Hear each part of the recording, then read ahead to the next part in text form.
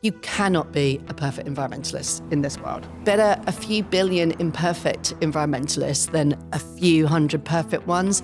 If many of us change our behaviour, it can add up to 5% of global greenhouse gas emissions.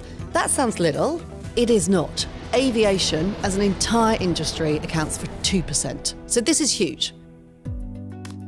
Hello and welcome to Positive Energy, the podcast where we talk about cutting your energy bills and low carbon technology, powered by the ecoexperts.co.uk. I'm your host, Chris Hambling, and I'm joined by the editor of the EcoExperts himself, Roland Ellison. Hello. In this episode, we're joined by Lucy Shea, the CEO of Futerra. Welcome to the podcast, Lucy. Hi, thank you for having me. Yeah, glad to have you. Thanks for joining us today. You've worked in sustainability for a long time. Can you tell us a little bit about how you first got into it? Well, I grew up in southeast London and I had a bank manager dad and a teacher campaigner mum. And so I kind of grew up with this kind of struggle right from the start of, I really want to do something good, but I kind of wanted to make money as well.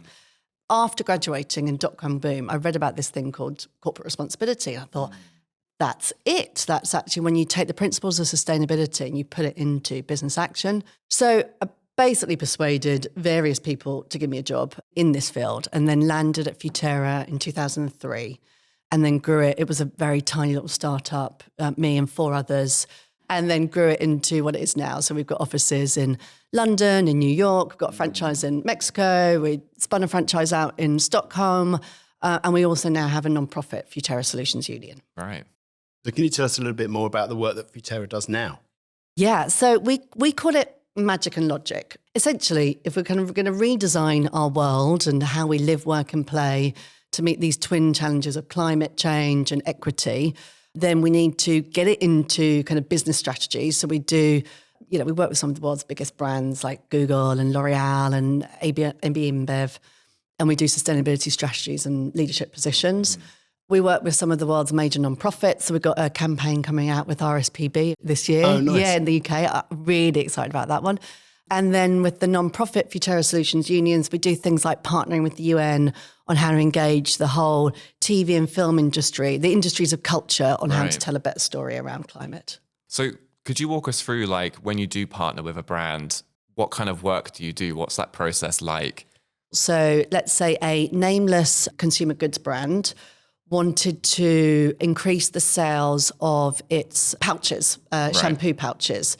And you might have a whole load of myths around that. Well, if it's not recyclable, the pouch, therefore it's surely how can it be better for the environment? So in that instance, we did a whole load of kind of behavioural insight and testing around what are the myths that people might have around refills, what might be the barriers, behavioural barriers to taking up those refills, to changing your behaviour around that, and what might be some benefits or bundling of benefits you could put forward in the marketing to actually get people to take that up. So that type of work we really like. So not kind of, we do all the kind of mainstream purpose stuff, but actually those intervention spaces where no one's quite figured out how you do that work yet, that's what we like doing. So it's kind of like helping businesses innovate in that kind of... That's exactly it. Yeah, sort of a greener solution, I suppose, for their products. That's exactly it. Yeah. Interesting, right. And so how do you think sustainability and the way people talk about it has changed, like, during your career? Well, there's been a few cycles, shall we say. And I mean, right now we're in a major cycle of pushback. And anyone who's actually working in sustainability at the moment is like, Right. So do you mean like pushback from companies? Right wing. Right, I see. Think tanks. Exactly. Gotcha, yeah. Trump executive orders, all that stuff that's going on. What I think is different now is that sustainability has already got into the boardroom. Back 20 years ago, it would have been like the lonely environmental manager in a business would have been looking after sustainability. Now you've got chief sustainability officers. They sit on the board. Some of them are getting sacked, but not all of them. And actually, it's everywhere. Like if you take, I know you've got people listening from all around the country, but if you sit on the tube in London, 9 out of 10 adverts would have some kind of element of veganism or purpose or ethical investing so it's definitely in the mainstream conversation now. It's almost like it can be part of like a personal brand as well, can't it? Like being sustainable or vegan or we'll come to a bit later, but like even myself, like I'm vegetarian. Very good. I like shop secondhand if I can. You know, I think we all feel from time to time there is a feeling of kind of helplessness or hopelessness. I know that sounds very grim. Yeah. You know, with the election of Trump again in the US, it's sometimes difficult to see solutions. Do you ever feel that personally and in your company as well? What's your kind of take on that push and pull of individual action versus big corporate action? Yeah. People power versus powerful people, that type of thing. Well, first of all, going back to you, can I just validate you for a moment? You're doing very well. I'm doing my best. Because the biggies are what you eat, how you heat your home, which are obviously an area of interest to the eco experts, and how you travel around. Yeah. So you're kind of hitting off the big ones. Obviously, we live in a world where you, and also, you know, you can't get rid of kind of like single-use plastics. They're all around us. Also, plastic does have a big, you know, it conserves food. It actually, from a carbon perspective or climate perspective, plastic can be quite good. But I always say, you know, better a few billion imperfect environmentalists than a few hundred perfect ones. You cannot be a perfect environmentalist in this world. Yeah, it's a tough thing you kind of have to realize of like, I'm just doing the best I can. I'm doing the best I can. And well done you. Yeah, exactly. And actually, some of the kind of the pushback messaging is designed to make you feel that you're not doing enough. Yeah. And actually what we're doing here, one of the biggest things you can do in climate action is to keep talking about climate change and actually what you're doing. Because nothing beats someone talking about what they're doing in their life. Like that is worth a gazillion government campaigns or advertising campaigns. We humans, we thrive on stories. So we listen to we trust what other people tell us far more than all the government campaigns. That feeling of hopelessness, yes, I mean, I'd say I've spent quite a bit of 23 and 24 in a bit of a funk. Yeah.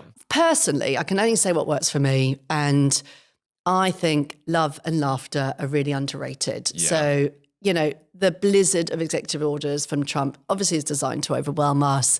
They are pretty hardcore. Nothing is necessarily a surprise, but I was a little surprised by the executive order to ban paper straws. Yeah. And I mean, you got to laugh at that, right? I mean, come on. The leader of the free world is taking the time to ban. But no one likes the paper straws. My kids hate paper straws. You're trying to put one into a carton and it just kind of disintegrates. You can't get it into the hole. It's like, it's useless. It's a really bad sustainability innovation. Your metal straws is much better, actually. Yeah. And it turns out the paper straws are also full of PFAs. So we should kind of be getting rid of them anyway. So I think all of this comes back round to we've just got to be better. It used to be that actually if you were kind of buying, you know, if I kind of track back, I don't know, 15 years ago, like sustainable fashion, an area that I do quite a lot of work in, it used to be the best you could get was maybe a fair trade T-shirt from M&S. And now the high street has exploded with it. There's vintage, there's swapping parties. There's all the direct-to-market stuff. Exactly. Yeah. Like most people who've got kids are kind of using vintage left and right, which is amazing because it also means what you're selling on goes to a good home and is actually used. So the paper straw to me is a great analogy of you can't put something into the marketplace that's just a little bit, I want to swear now, but a little bit shit, basically. You've got to put something in which actually makes people's lives better, gives them some kind of benefit, gives them, you know, functional, save them some money, makes them feel good, gives them a story to tell, gives them a sense of kind of community and resilience and belonging. If your sustainability innovation doesn't have that, then it shouldn't be on the marketplace. Yeah.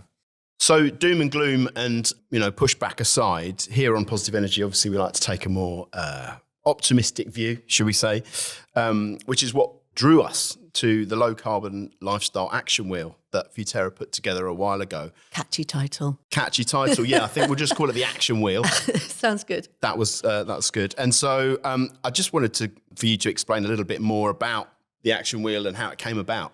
Well, first of all to say is it's all based on science from IPCC. So IPCC, International Panel on Climate Change. It's where all the scientists come together every few years and kind of assess the state of science on climate change. A couple of years ago, for the first time, the social scientists came and buddied with the environmental scientists, and they produced a report which basically identified the top 60 actions you could do to mitigate climate change, to reduce your climate footprint. And they told us that together, if many of us change our behaviour, it can add up to 5% of global greenhouse gas emissions. That sounds little. It is not. Aviation as an entire industry accounts for 2%. So this is huge. And it's also kind of huge because it means for the first time we're kind of looking at demand side rather than just supply side and what people can actually do in their kind of day-to-day actions. But the thing with the IPCC report is it kept it at quite a high level. It would be things like fewer textiles or reduce plastics. I mean, that one's a little bit more specific. So what we did is we took those top 60 actions and then we identified the pathway behaviours that would take you to each of those 60 actions. So if you're going to do fewer textiles, then you might, going back to our earlier conversation, you might be doing vintage or swapping parties, all the rest of it. So identifying some of the specific behaviours you could take up to get you to that outcome. So from transportation and housing to diet, your purchasing habits, the action wheel covers kind of every element of our lives. And it enables you to sort of take control of each of these steps. And so it's almost, the thing I loved about it is you can almost kind of gamify it or make it into an app or something that people could like, I can complete this, and you can see like what effect. I think that's one thing you wanted to do is to like measure how much impact each of the actions had, and like you could give yourself a score and you can really develop it further on, which is great. So starting, I mean, I know we talked a little bit about purchases at the beginning. I think it's a good point to start with is when it comes to like ordering things online, clothing, what kind of actions can people take that will make a difference when it comes to making purchases? So one of the big things in there is fewer, more durable items, to give it the science speak.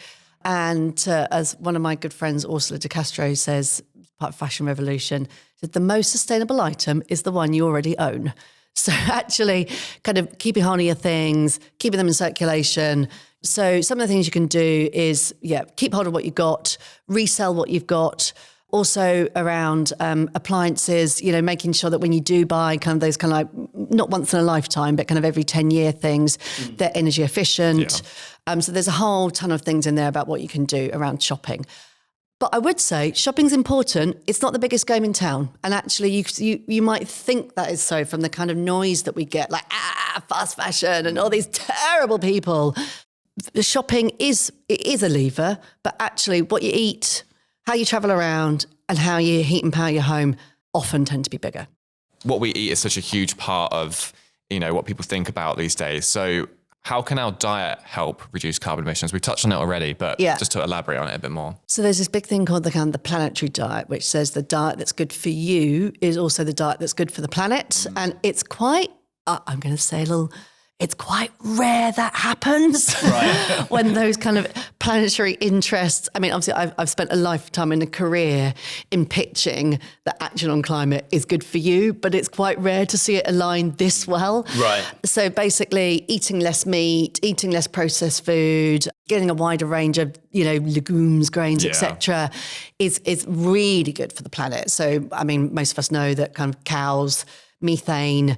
Terrible for climate change, also land use. You've got issues with kind of, human rights, etc. But also diversity of grains, etc. are good for the planet, the pollinators, etc. They're also good for our gut. And then specific things you can do. I mean, yes, the gold star is vegetarian veganism. I am not. I'm a wannabe vegetarian. Reducitarian. I'm a reducitarian. I've never heard that. I like it's a good cop out, I think.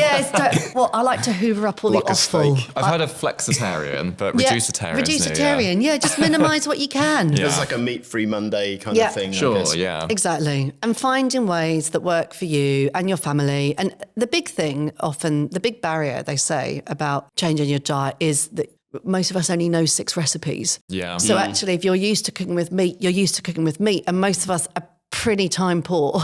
So actually, like the cooking shows, the creators and the influencers who kind of show different ways of like doing vegetarian cooking is a good 3. Or even like you said, when it comes to things like clothes, like you don't actually need a lot of items of clothes. You're kind of living in excess there. And I know there's a lot of content creators out there now that are doing recipes about, trying to reduce food waste, because that's like a huge thing where people go out and buy bags of spinach. I'm probably guilty of doing it, buying a massive bag of spinach, never finishing it and binning it all the time. You've got things like Gusto and HelloFresh that are very good of giving you what you actually need, cooking that all in its entirety, eating it all and not letting anything go to waste as Yeah, well. the carbon footprint of food is huge. Yeah. So years ago, we did a bit of work for the Aluminum Association, which basically, it turned out that, you know, there's little pats of butter. I mean, you don't really see them anymore, the pats of butter with kind of in metal foil. That you get in like hotels. The tiny ones. Exactly. You're always like, terrible packaging.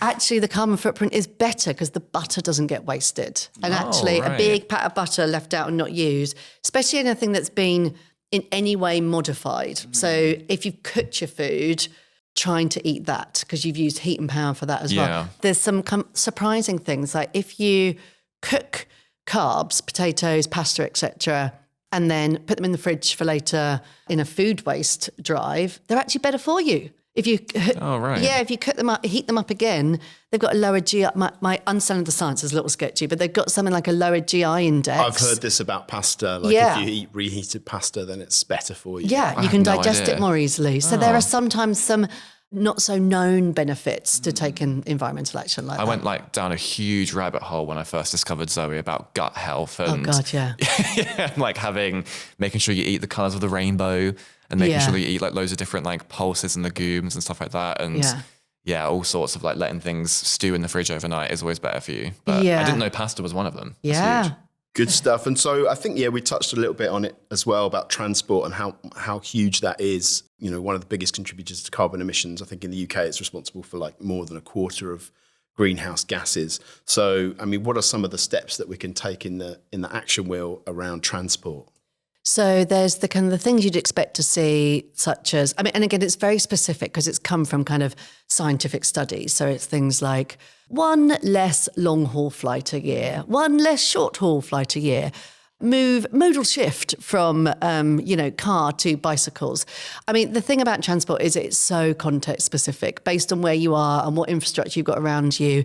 If there's a bus stop I'm lucky, I've got a bus stop at the end of my road. I can cycle to work, which was something I managed to do in the pandemic when basically the traffic cleared out. Otherwise, I would never have had the guts to do it. I would have been way too scared. And as the traffic kind of slowly built up round about me, I kind of learnt to navigate it. So walking as much as you can, cycling, carpooling, avoiding having a car in the first place is a massive one because it's got the whole carbon footprint of it just sitting there in your drive type of thing. EVs, obviously, electric vehicles. But I'd just say it is so context specific on what people can do in this space. Absolutely. And then I think on the housing, obviously it's a subject close to the eco-expert's heart, but I think, it's responsible as well. Heating our homes accounts for about 18% of greenhouse gases in the UK. What can people do to start thinking about reducing that? So they always say that the fifth fuel is efficiency. So one kind of really value for money thing you can do is to make sure you kind of plugged all the gaps and the holes and insulation, double glazing, all that, trying to stop the heat coming out or vice versa in the summer and winter. But then there's the things that when you're perhaps upgrading or thinking about how you could actually change your system so you're set up for the longer term, then solar panels, heat pumps, are all things which are basically, over time are going to save you money, but will radically cut your carbon footprint and also mean you're set up for the energy infrastructure change, which is underway.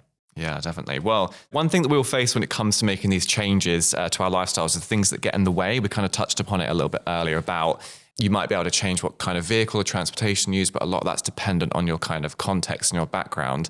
Can you elaborate on what some of these barriers might be and how we can overcome them? I remember reading in the value action wheel, there's the value action barrier, the morality gap myth. It'd be great to hear more about that.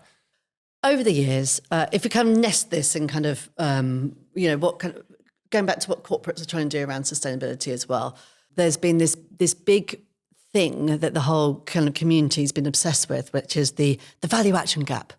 Consumers, aka us, say they'll do one thing in a survey, I'll pay more for sustainability linked products, and then don't follow through at the cash till at point of sale. And it's like, oh, why? And it's like, well, because you're selling it really badly. And also we're not thinking about the set of barriers that get in the way. If you're trying to sell everyone on a kind of do good for the planet thing, we've got everyone. We've recruited everyone who's going to do something because it's good for the planet. We all like doing good things for the planet, but we also live in a busy, hectic, competing priorities, time, money, etc., focus. You've got to be able to sell what's in it for me, you, everyone. Yeah. And if you're going to be able to do that, you need to figure out what the barriers are. So in the action wheel, in the report, there's almost like a barrier bingo where we kind of lay out some of the barriers. Now, some of them you'd be familiar with, like price. Price is a barrier. Upfront cost is always cost, especially for domestic green tech. It's always a big challenge, I think. And we're all, and also because the way we're kind of structured as people, like, we're more motivated by loss than gain. So you can kind of see that upfront cost going out, but you can't quite imagine going forward the savings you're going to make. Right. So price is a big one. Availability is a big one. But there's loads of others, like shame or embarrassment. Solar panel, for example, does it do my water? Does it do my heating? I feel a bit embarrassed even to admit I don't know how this technology works. Pride. So if you almost think about all the different motivators we have as human beings, those are all there prevalent in the barriers. So it's quite useful to use on yourself sometimes. So I definitely encourage you would download the Low Carbon Lifestyles Action Wheel. Yeah. But also if anyone is involved in any way in their community groups, in their streets, in their businesses about trying to persuade other people to take up change, it's a good kind of shortcut. So there's all the barriers. Now, what we've found over 20 years of kind of doing this is the best way to bust through those barriers is to find and talk about the benefits. You need to think about functional, emotional, and social. So functional, the ones such as, can it give me a functional benefit? Can it save me money? Can it save me time? Sustainability is quite good at that, could be better, but where we tend to be less good at is the emotional and social ones. So the emotional one is Tesla, for example, has never marketed itself really on the green thing. It's often marketed itself on the kind of tech product. Tech product, the fact you can go from 0 to 60 in 3 seconds. Did you see all their viral videos where they've got people like, like the excitement and thrill of kind of like trying out this new tech. Well, it was the coolness of the brand, wasn't it? Yeah. I don't think anyone really mentioned any kind of environmental benefits in it and on the sort of cult of personality around Elon Musk. And all of that. And, other things that can just make you kind of values match or feel like a good person. So all that kind of emotional feel-good thing is a biggie. And then the social one, it kind of sounds a bit similar to emotional, but it's more about how we interact with other people. So there's kind of two big strands there. One is, can your product or thing foster a sense of kind of community or neighborliness or a sense of belonging? Can you work with people on your street to kind of put the whole thing into kind of renewable energies, or go on a litter pick with your friends and family or whatever it may be? But the other one is a little bit more kind of venal, and I quite like it, which is how your sustainability product can make the purchaser look good in the eyes of others. How can it actually give a sense of kind of like community kind of status? And that's good. Like, again, going back to the Trump piece, if we've known that the sustainability message is pretty broken for a long time, and what Trump does is he says, I'll do it for you, and you can feel better. So actually tailoring things around, I hesitate to say it because it sounds like judgmental, but selfish benefits, that's good. Yeah. That's what we need. Yeah. So you talked about those, 3 different benefits: functional, emotional, and social. Within that, then, where do you think things like pushback and naysaying and myth busting comes from? Because it's like, is it just where those 3 things aren't aligning, or? So I think those all come in the barriers more. So I don't have a solar panel on my roof, though I want one. And the planning policy, so we're subject to Dulwich Estate planning policy, and they just slow everything down. So you put in a planning piece, and first of all, there was a whole piece of guidance around you can't have solar panels if they'd be seen from the road. Like, what? Right. It's like, what are you talking about? The whole ideals of what this thing was built on, kind of like 1960s modernity. Like, if solar panels were around then, they'd be plugging them in. And like, we're lucky we have there's a bit of green land around us. They'd be powering the community ground source heat pump. What do you mean you can't have it seen from the road? Then slowly the planning officer comes around and goes, oh no, that's not a problem. You can all put your planning things in. And then, sorry to kind of drop the Dulwich Estate in it, but furious. My neighbour put a planning thing in, and they basically came back and said, that's fine, you can have it, but we're going to come around and inspect your property.